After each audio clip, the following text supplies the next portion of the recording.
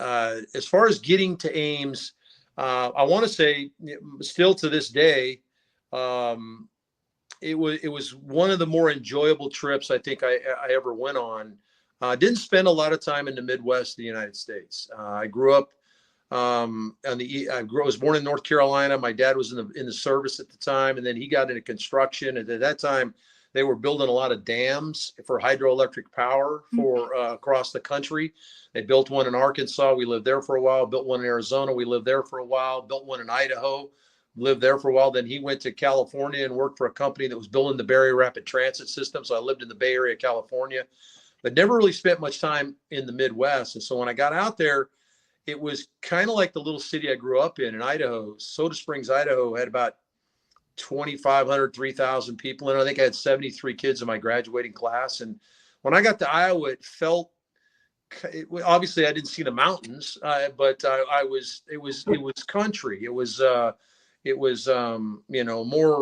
more family oriented stuff. And I felt like I got that feeling from Donnie Duncan and his staff when I was there.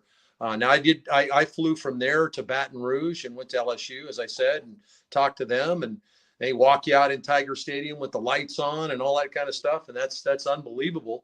And then talked obviously to people at Texas, but I think you hear the story a lot from players is where is that comfortable feeling where you feel like you're at home? And that may sound a little bit corny, but that's what it felt like at Iowa State. Was I was just kind of, walking out my back door in Soda Springs, and I was going across the street, and I was home at Iowa State. And I knew they were in dire need of a guy playing. I knew that I only had 2 years of eligibility left, so that was a big deal too.